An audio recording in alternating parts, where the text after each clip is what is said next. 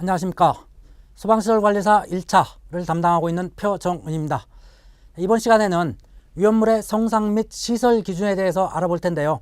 본격적인 강의에 들어가기 전에 이 위험물이 어느 정도 공부를 해야 되는지 그 범위만 간단히 알아보고 가도록 하겠습니다. 이 위험물 같은 경우에 여러분들이 위험물 산업기사나 또는 위험물 기능장애를 따고 이쪽에 왔다라면, 관리사 시험을 본다고 한다면 아주 쉬운 과목 중에 하나겠죠. 그렇지만 소방만 공부하셨던 분들은 이 부분이 상당히 까다로운 부분이죠. 자, 틀린 부분이 상당히 많이 있습니다. 소방하고는 조금 안 맞는 부분이 상당히 많이 있고 암기해야 될 부분이 너무 많아요. 그래서 단기간 공부하기에는 조금 어려운 부분 중에 하나입니다. 그래서 이 과목이, 위험물 과목이 과락도 가장 많이 나오는 과목 중에 하나죠. 여러분들이 공부를 하실 때 무조건 기출문제만 풀어가지고 문제만 풀어가지고 되는 게 아니고 기본 이론에 어느 정도 충실히 해가지고 개념을 팍 잡은 다음에 그 다음에 문제를 풀으셔야 됩니다. 그렇다고 이론만 해가지고 문제를 안 풀면 그것도 어렵죠. 일단 이론을 충실히 공부해가지고 범위를 정확히 개념을 딱 잡으시고 그 다음에 그 기출문제를 반드시 풀어주시기 바랍니다. 자, 그러면 위험물의 성상이 어떤 것들이 있는지 먼저 알아보도록 하겠습니다. 처음에 위험물 성상. 일단 위험물의 분류는 어떻게 분류가 돼요? 유별 분류죠. 분류는 유별 분류인데 이 유가 뭐 유유상종이라고 비슷한 애들은 비슷한 애들끼리 모인다라는 거죠. 그래서 1류부터 2류, 6류까지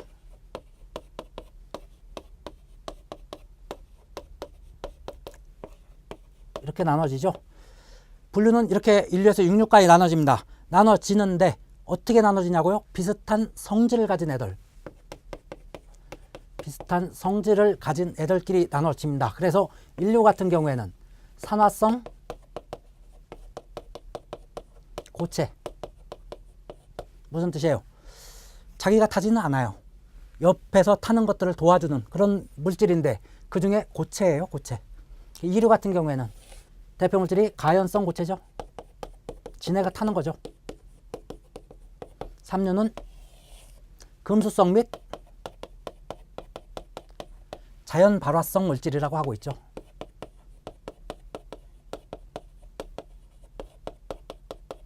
그리고 4류는 인화성 액체죠.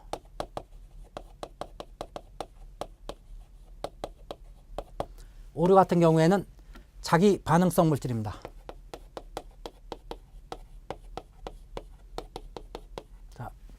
반드시 암기해야 될 부분들입니다. 6류 같은 경우에는 얘는 산화성 고체지만 얘는 산화성 액체. 이렇게 비슷한 애들끼리 이렇게 모아놓은 거예요. 모아놓은 다음에 성질을 그렇게 모아놓은 다음에 그러면 분명은 어떤 것들이 있느냐. 대표 물질들만 몇 가지 알아보고 가면 인류 같은 경우에 위험 등급 1등급에 있는 그런 애들이 있죠. 저는 이렇게 외웠어요. 염, 과, 무기. 아염수산염류, 염수산염류, 과염수산염류, 무기과산화물 이런 것들이 있고요. 2류 같은 경우에는 황, 적, 유, 황화린, 정린, 유황 뭐 이런 것들이 있습니다. 3류 같은 경우에는 칼륨, 나트륨, 알킬알미늄, 알킬리튬, 칼라알리 뭐 이런 식으로 외우고요. 이거 말고도 상당히 그 안에 많이 있죠. 그 물품들 자체, 분명히 있는 물품들 자체 다 암기를 하셔야 돼요. 문제들이 다 나오니까. 지금은 뭐 대표적인 물질들만 제가 간단히 설명을 드리는 거예요. 그리고 인화성 액체 중에 특수 인화물에 속하는 디에틸에테르, 아세트알데히드, 산화프로필렌, 이황화탄소 뭐 이런 것들이 있고요. 5류 같은 경우에는 유기과산화물, 질산에스테르류, 히드록시라민, 니트로화합물 뭐 이런 애들이 있어요. 6류 같은 경우에는 과산화수소, 과염소산, 질산 이런 애들이 있죠. 이런 식으로 분류가 된다라는 거 정확히 이 분류표만 암기를 하셔도 여러분들이 과락은 면할 수가 있다라는 겁니다. 명확히 암기를 하셔야 돼요. 근데 이렇게 분류가 되는데 그 분류하고 성질하고 분명을 알고 난 다음에 이 분명들이 1류면 1류, 2류면 2류, 뭐 3류면 3류 분명들이 여러 개가 있고 그 분명 중에 더 위험한 애들, 좀 덜 위험한 애들, 더 덜 위험한 애들 이렇게 위험 등급을 또 나눠놨어요. 위험 등급을 1등급, 2등급, 3등급으로 나눠놓고 그 위험물마다 지정수량이라는 걸 또 나눠놨습니다. 그 지정수량이라는 건 지정수량이 작아도 지정수량을 정해놨어요. 지정수량 이상만 위험물이에요. 지정수량 이하는 시도조례 정해서 관리하죠. 위험물이 아니에요. 그랬을 때 지정수량이 작다라는 건 조금만 있어도 위험하다라는 거예요. 그렇기 때문에 지정수량이 작으면 작을수록 더 위험한 물질이 되는 겁니다. 그만큼 더 위험한 거고, 위험 등급이 1등급이 가장 위험하고 그 다음 2등급, 3등급 이런 식으로 위험 등급이 또 먹여져 있는 거예요. 예를 들어 가지고 이 인류 위험물을 예를 한번 들어봅니다. 인류 위험물의 종류에는 품명에서 종류가 어떻게 분류가 되냐면, 처음에 아염 과무기가 있죠. 아염 과무기, 아염수산 나트륨 뭐 그런 것들, 염수산 나트륨, 뭐 과염수산 나트륨, 과염수산 칼륨 이런 것들하고, 무기과산화물, 과산화 나트륨, 뭐 과산화 칼륨 이런 것들이 있어요. 그리고 그 다음에 불음산 염류, 질산 염류, 요드산 염류, 부질요가 있습니다. 세 번째가 망중, 과망간산 염류, 중크름산 염류 이렇게 나눠집니다. 뭐 제가 간단히 이렇게 쓰지만 이따 그 본 강의에 들어가면 다 명확히 알아야 되겠죠. 이 명칭 명확히 알고 화학식으로도 어떻게 풀어서 화학식을 쓸 수 있는지, 문제 자체에서 화학식으로 나올 수가 있어요. 그러면 그것이 무엇인지를 알아야 내가 아염수산 염료가 어디 속하는지 뻔히 아는데, 화학식으로 나오면 그걸 못 읽으면 아무 소용이 없죠. 그런 부분에서 제가 이론 시간에 다 충실하게 설명을 해 드릴 테니까요. 확실하게 여러분들 캐치를 하고 넘어간 다음에 문제를 풀으셔야 된다고 말씀을 드렸습니다. 이렇게 분류가 되고, 얘네를 위험 등급에 따라 또 분류가 한다 이거죠. 얘네를 위험 등급 1등급으로 분류를 했고, 얘를 2등급으로 분류했고, 얘를 3등급으로 분류를 했습니다. 하고 여기에 무엇이 또 있냐면 지정수량이 또 들어가죠. 지정수량, 얘가 50kg, 300kg, 1000kg. 그럼 가장 위험한 게 어떤 거겠어요? 당연히 얘죠. 위험 등급도 1등급일 뿐더러 지정수량도 가장 작기 때문에 얘가 가장 위험한 개념인 거예요. 이 표만 다 암기를 하셔도 과락을 넘길 수 있다라는 겁니다, 여러분들. 그래서 완벽하게 여러분들은 책을 교재를 보시면서 1류부터 6류까지 이 표 나오는 부분들을 완벽하게 암기를 하고 가셔야 됩니다. 그걸 암기하지 못하면 위험을 문제를 풀어가면서 계속 혼동이 되는 거예요. 풀 때마다 문제가 새로워 보여요. 그렇기 때문에 정확하게 이 품명까지 정확하게 다 암기를 하시고 그렇게 넘어가는 걸로 하겠습니다.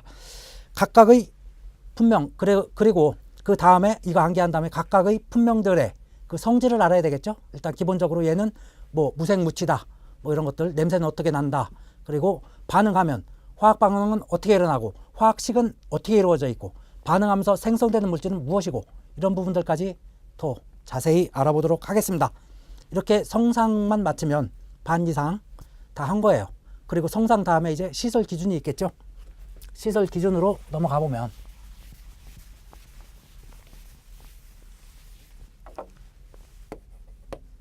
시설 기준, 위험물을 저장하거나 제조하거나 취급하는 그런 시설물들, 그 시설물들을 어떻게 설치를 하고 관리를 하느냐, 그게 시설 기준이 되겠죠. 그리고 여기에서는 가장 중요한 게 뭐예요? 제조소 등이라고 하는 거예요. 제조소 등이라 하면 제조소 말고 무언가 또 있다라는 얘기죠. 제조소 등에는 제조소, 저장소, 취급소 이렇게 세 가지가 있는 겁니다. 그래서 대표가 제조소가 되는 거죠. 제조소는 어떠한 위험물이 있어요. 이걸 어떤 공정을 거치죠. 제조를 하는 거예요. 제조를 해서 물품이 나오죠. 근데 위험물이 나와. 이게 원료인데 원료를 가지고 어떤 공정을 거쳐서 제조를 했는데 다시 이게 완성품이 위험물이 나오는 이런 공정들, 이런 공정을 하는 것들이 제조소입니다. 제조소. 이러한 제조소에는 제조소가 건물이 있고 건물 앞에는 무엇이 있어야 되겠어요? 그 제조소 그 근처에는 안전거리를 확보해야 되고, 안전거리라는 게 무엇인지 이런 부분들 알아볼 거예요. 안전거리 보유공지, 또 뭐 표지를 붙여놔야 되고, 얼마나 위험한지 무엇인지 게시판이 있어야 되고, 이런 내용들이 아주 중요합니다. 얘 제조소 때 다 해놓으면 뒤에 가서 저장소나 취급소 비슷비슷하기 때문에 조금 더 수월하게 할 수가 있는 겁니다. 그래서 이 대표 주자인 제조소를 꼼꼼히 공부할 때 꼼꼼히 해놓고 뒤로 넘어가셔야 돼요. 그리고 제조소는 건물이기 때문에 건축물의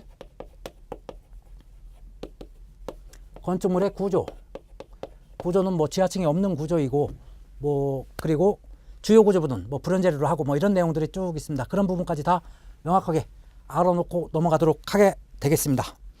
그리고 뭐 이 제조소의 채광 설비, 뭐 배기 설비, 환기 설비 뭐 이런 부분들도 있어요. 그런 부분들도 상당히 중요한 부분들 중에 하나니까 다 꼼꼼히 하고 넘어가고요. 두 번째가 이제 저장소가 나오죠. 제조소 등의 저장소, 가장 종류가 많죠.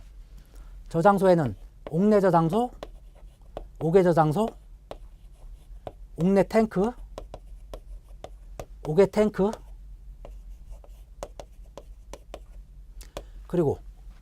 그리고 뭐 지하 탱크, 간이 탱크, 이동 탱크, 뭐 이런 상당히 많은 부분에 저장소가 있습니다. 어디에 어떻게 저장하느냐, 그게 따라 가지고 이 분류가 쭉 나눠 있는 거죠. 그래서 이 저장소마다 뭐 옥내 저장소나 이런 것들, 옥내나 옥외 이런 것들은 구조물이니까 구조물, 건축물의 구조 이런 부분에 대한 내용들을 공부를 해야 되겠죠. 그 건축물을 졌으면 그 건축물을 어떻게 질 것인지, 그런 부분을 어떻게 관리할 것인지 이런 내용들이 있고, 두 번째가 이 탱크 관련 옥내 탱크, 옥외 탱크, 지하 탱크 뭐 이런 탱크들은 뭐 수압 시험도 해야 되고, 그리고 수압 시험, 그리고 충수 시험 뭐 이런 시험 방법들 이런 것들이 중요하죠. 그리고 탱크가 있으면 압력 탱크가 아닌 것들은 무엇을 설치해요? 통기관을 설치하죠. 통기관 같은 거. 그런 내용들이 쭉 있습니다. 쭉 한번 알아보고요. 그 다음에 나오는 것이 뭐가 있냐면 세 번째가 취급소죠. 취급소는 종류부터 물어봅니다. 종류를 딱 알고 있어야 돼요. 종류는 주판 1, 2,